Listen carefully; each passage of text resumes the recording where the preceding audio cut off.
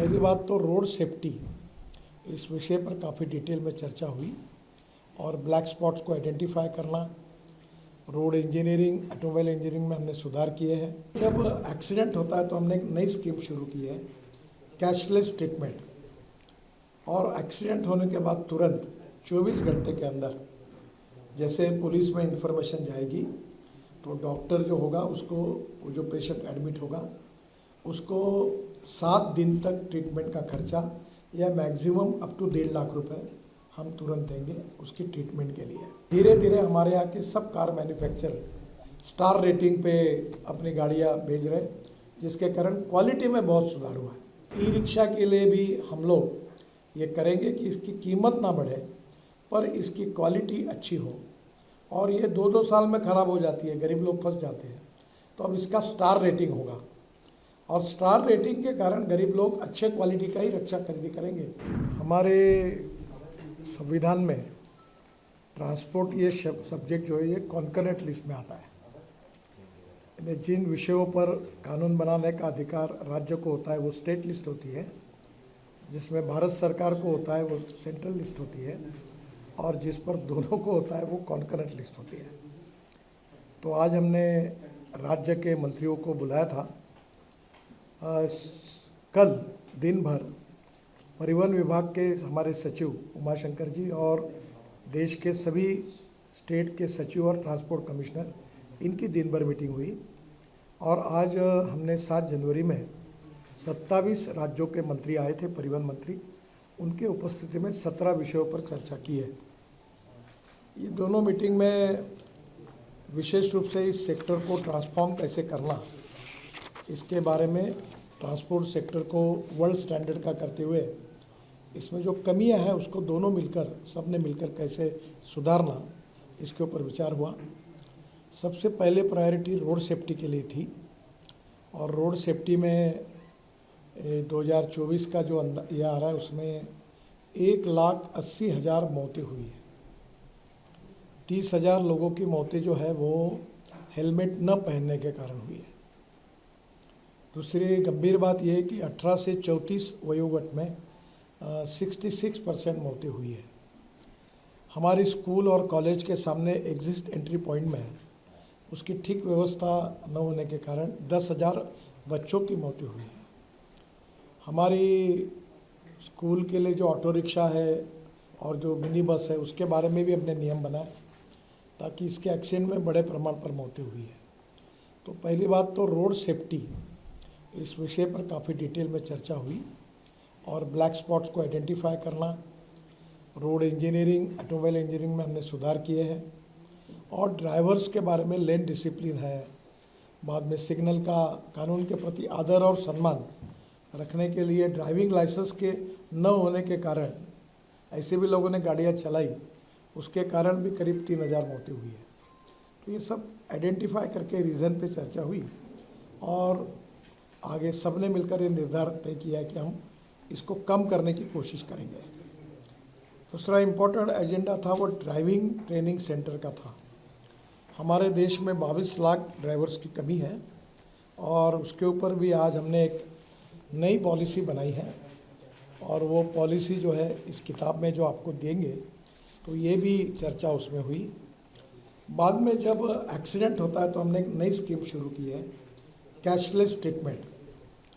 और एक्सीडेंट होने के बाद तुरंत 24 घंटे के अंदर जैसे पुलिस में इंफॉर्मेशन जाएगी तो डॉक्टर जो होगा उसको, वो जो पेशेंट एडमिट होगा उसको 7 दिन तक ट्रीटमेंट का खर्चा या मैक्सिमम अप टू 1.5 लाख रुपए हम तुरंत देंगे उसकी ट्रीटमेंट के लिए।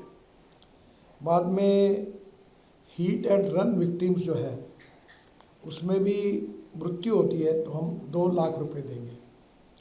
इसके साथ साथ ये कैशलेस ट्रीटमेंट में हमने पायलट प्रोजेक्ट कुछ राज्यों में किए, कुछ कमियां ध्यान में आई, उसको सुधार कर अब नए आदेश हम वितरित करेंगे और ये भी निश्चित रूप से उपयोगी होगा। IIT मद्रास ने एक अच्छा ऐप तैयार किया है जिसमें ट्रांसपोर्ट सेक्टर को एक प्रकार जो अनेक रिफॉर्म है वो सब उसमें आए हैं, तो उसको भी लॉन्च किया गया। हम सर्कुलेशन इकोनॉमी को प्रधानमंत्री जी ने बहुत प्राधान्य दिया है और इसलिए स्क्रैपिंग पॉलिसी, इसके बारे में डिटेल चर्चा हुई। अभी जो गाड़ी लेते समय जो रजिस्ट्रेशन फ़ी होती है, उसमें अगर आपके पास स्क्रैपिंग सर्टिफिकेट होगा तो नई गाड़ी खरीदते समय आपको 50% यानी 50,000 रुपये की सहूलियत देने की योजना है। उसके साथ साथ जो मैन्युफैक्चरर है उन्होंने 1.5 से 3% तक कॉस्ट में अगर सर्टिफिकेट हो तो वो भी सहूलियत देंगे। अब नई गाड़ी खरीदते समय पुरानी गाड़ी को स्क्रैपिंग करने के बाद उसके सब फायदे जो है अब मिल रहे हैं और जिसके कारण देश में बड़े प्रमाण पर ये स्क्रैपिंग सेंटर शुरू हुए हैं।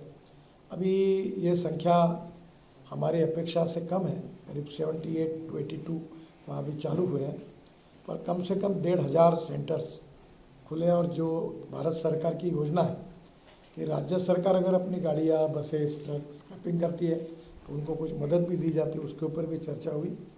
और ये भी आज मीटिंग की प्रमुख विशेषता थी। स्क्रैपिंग के कारण हमारी ऑटोमोबाइल इंडस्ट्री बहुत आगे जाएगी, क्योंकि aluminium, copper, rubber, steel and plastic, इसका रिसाइकलिंग होता है। और अभी कुछ स्पेसिफिक पार्ट ऐसे हैं, अभी मारुति का स्क्रैपिंग सेंटर है, सुजुकी का, उसके पार्ट जापान में एक्सपोर्ट हो रहे हैं।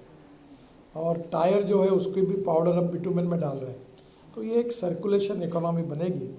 तो इसमें स्क्रैपिंग पॉलिसी के कारण देश में नए रोजगार निर्माण होंगे। भारत सरकार और राज्य सरकार का मिलकर 18,000 करोड़ का जीएसटी बढ़ेगा और इसके साथ हमारा एक्सपोर्ट बढ़ेगा। हमारी ऑटोमोबाइल इंडस्ट्री पहले 7वें नंबर पे थी, अभी 4 महीने पहले हमारी इंडस्ट्री ये 4थे नंबर से 3रे नंबर पर आई है। हमने जापान को पीछे डाला है। हमारी इंडस्ट्री का एक समय साइज जब 14 में हमारी सरकार आई तब 7 लाख करोड़ का था। अभी हमारे ऑटोमोबाइल इंडस्ट्री का साइज 22 लाख करोड़ का है। अमेरिका नंबर 1 पर है, उनका 78 लाख करोड़ है। चाइना नंबर 2 पर है, उनका 47 लाख करोड़ है। और भारत 22 लाख करोड़ है। अभी इसके सबके कारण हम लोग जिस प्रकार से स्क्रैपिंग पॉलिसी, ऑटोमोबाइल को प्रोत्साहन मिला है, अल्टरनेटिव और बायोफ्यूल में हम वर्ल्ड में लीड कर रहे हैं। CNG, LNG, ethanol, methanol, hydrogen, green fuel और अल्टरनेटिव फ्यूल, इलेक्ट्रिक, हाइड्रोजन, तो उन सब की चर्चा भी इस मीटिंग में हुई। ये जो हमने ड्राइविंग सेंटर के साथ फिटनेस सेंटर जोड़ दिए, उसके ऊपर हमारा अनुदान भी है, तो उसके कारण ये भी काफ़ी बड़े प्रमाण पर आएगी। हमारी बहुत अच्छी स्कीम यशस्वी हुई है, भारत एनकैप। अब इसकी स्टैंडर्ड होते हैं, स्टार रेटिंग। और हमारे यहाँ पहले बहुत सी हमारे यहाँ की कुछ गाड़ियाँ थी, वो स्टार रेटिंग में फेल हो गई और वर्ल्ड में वो भेजी गई थी। अब धीरे धीरे हमारे यहाँ के सब कार मैन्युफैक्चरर स्टार रेटिंग पे अपनी गाड़ियाँ भेज रहे, जिसके कारण क्वालिटी में बहुत सुधार हुआ है। 6 एयरबैग्स भी आई है, कुछ जगह 7 भी आई है। तो ओवरऑल ये सुरक्षा के दृष्टि से ये जो भारत एनकैप का जो रेटिंग हुआ, ये इसके कारण ऑटोमोबाइल सेक्टर में एक क्वालिटेटिव चेंज आया है।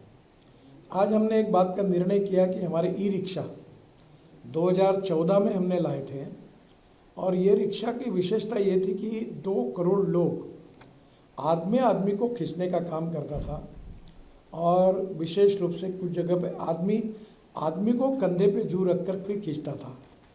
तो मुझे हमारे डिपार्टमेंट की ये 11 साल की सबसे बड़ी उपलब्धि कोई है, तो ये जो सामाजिक और आर्थिक शोषण था गरीब व्यक्ति का, उससे हमने मुक्ति दिलाई और मैकेनाइज्ड ड्रिवन ई रिक्शा देश में लाई। अब ई रिक्शा के बाद ई कार्ट भी आई, कोई बोरा 1 क्विंटल का पीठ पर नहीं रखता, तो वो भी ई कार्ट में आया। अब ये ई रिक्शा में ऐसा हुआ कि सस्ता, उस समय हमने गरीबों के हितों में ध्यान में लेकर उसके कोई स्टैंडर्ड ज़्यादा पक्के नहीं किए, जो एग्जिस्टिंग मार्केट पे ISI स्टैंडर्ड पार्ट से वो यूज़ करके वो बनाओ, ये हमने अनुमति दी थी। पर आज हमने आज तय किया कि जैसे हमने भारत एनकैप ये 4 व्हीलर के लिए और बाकी के लिए जो स्टैंडर्ड्स विशेष रूप से तय किए हैं, तो ई रिक्शा के लिए भी हम लोग ये करेंगे कि इसकी कीमत ना बढ़े पर इसकी क्वालिटी अच्छी हो। और ये 2-2 साल में ख़राब हो जाती है, गरीब लोग फंस जाते हैं। तो अब इसका स्टार रेटिंग होगा और स्टार रेटिंग के कारण गरीब लोग अच्छे क्वालिटी का ही रक्षा खरीदी करेंगे। उसके बारे में एक टेक्निकल कमेटी हमने अपॉइंट की है।